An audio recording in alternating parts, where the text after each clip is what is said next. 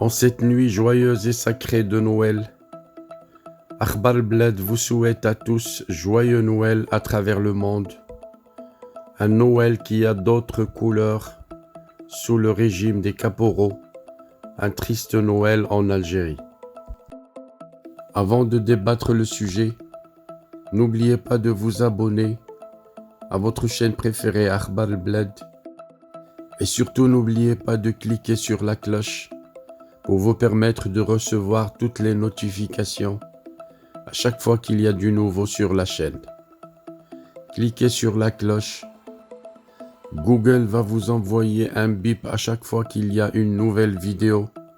Le reste de l'acheminement de l'information jusqu'à votre téléphone, c'est Akhbar Bled qui va s'en charger. Joyeux Noël à vous tous. Bien entendu, la fête de Noël est une date qui a une véritable signification dans la religion chrétienne.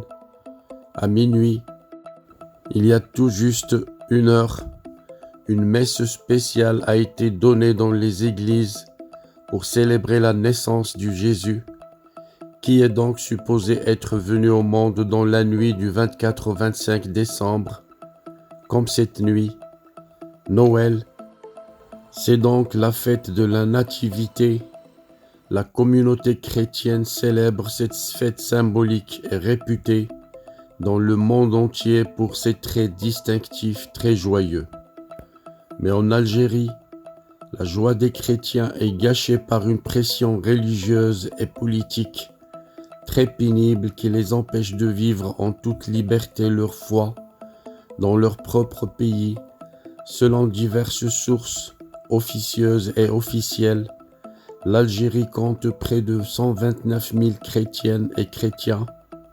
Or, la plupart des chrétiens subissent des pressions de la part du gouvernement, dénonce à ce sujet l'ONG Porte Ouverte, une ONG internationale humanitaire chrétienne évangélique qui soutient les chrétiens persécutés.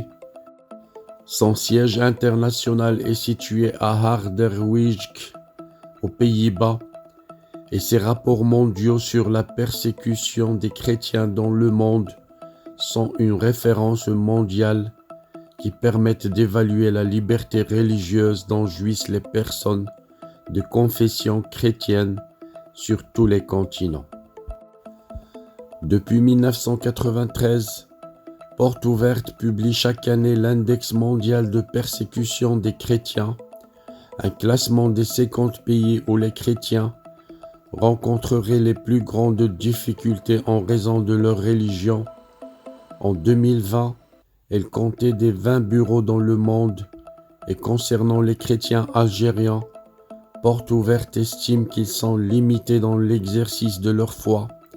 Les lois qui régulent la pratique du culte non musulman interdisent ce qui pourrait ébranler la foi d'un musulman ou inciter un musulman à changer de religion. L'État s'est lancé dans une campagne contre l'Église protestante d'Algérie, avec pour conséquence la fermeture de 13 églises, déplore la même ONG. Les chrétiens sont discriminés et harcelés dans leur vie quotidienne. Des lois promulguées en 2006 régulent le culte non musulman, limitent la liberté d'expression des chrétiens et interdisent aux musulmans de quitter l'islam, souligne l'ONG Porte Ouverte dans ses plus récentes conclusions sur la situation de la communauté chrétienne en Algérie. Ce sont les chrétiens d'arrière-plan musulmans qui sont le plus persécutés par leurs familles et par la société des jeunes filles qui ont été enfermées chez elles quand leur famille a remarqué leur conversion au christianisme, ajoute la même source qui documente ces accusations et constate par de nombreuses histoires recoupées auprès de plusieurs sources algériennes. À titre d'exemple, l'ordonnance de fermeture de 3 églises de la religion d'Ouahran, privant ainsi des chrétiens pacifiques d'un lieu de culte autorisé. Le 7 juillet 2021, 3 églises de la religion d'Ouahran ont été mises sous scellé. Les 3 églises concernées sont toutes membres de l'église protestante d'Algérie, celle de la ville d'Ouahran, l'Oratoire, la maison de l'Esprit, Ain Turk, et une église à Al-Aïaïda, dans la région d'Ouahran. Le 4 juin 2021, le tribunal administratif d'Ouahran, à 415 km de l'ouest d'Alger, avait ordonné leur fermeture. La mise sous scellé du 7 juillet constitue la mise en œuvre de cette ordonnance. Les 3 bâtiments sont désormais bel et bien fermés. En 2021, l'Algérie comptait pas moins de 16 églises qui avaient fait l'objet de cette mesure dans l'ensemble du pays, une situation jugée chaotique par de nombreux observateurs de la vie religieuse dans le pays. L'histoire du chrétien Fodil Behloul illustre parfaitement cette amère réalité. Un tribunal de Ain Dfla, ville qui se situe à l'ouest d'Alger, la capitale du pays, a le 21 juillet condamné Fodil Behloul à 6 mois d'emprisonnement en raison d'un virement de 200 € sur son compte bancaire qui a été considéré comme un don non autorisé au titre d'une loi discriminatoire régissant les cultes autres que le culte musulman. Les autorités algériennes doivent immédiatement annuler la condamnation de Fodil Behloul et abandonner toutes les charges retenues contre lui. Cet homme n'aurait de toute façon jamais dû être poursuivi en justice. Cette loi discriminatoire est utilisée pour réprimer les personnes qui ne sont pas musulmanes, ce qui constitue une attaque contre les libertés fondamentales, a déclaré Amna Glali, directrice adjointe du programme Moyen-Orient en Afrique du Nord d'Amnesty International. La situation des chrétiens algériens s'est nettement compliquée en vérité depuis l'adoption de l'ordonnance 0603 qui interdit l'exercice d'un culte autre que musulman en dehors des édifices prévus à cet effet et subordonne l'affectation des édifices pour l'exercice du culte à l'obtention d'une autorisation préalable.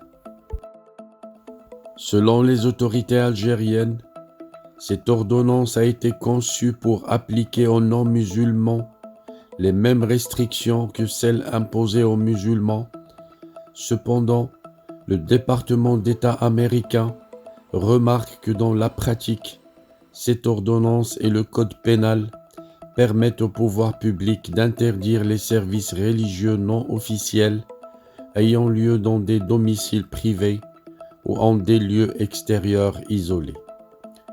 D'après l'ONG Porte Ouverte, depuis l'entrée en vigueur de l'ordonnance 0603, des églises ont reçu des ordres de fermeture, mais la plupart a décidé de les ignorer et le gouvernement n'a autorisé la construction d'aucune nouvelle église.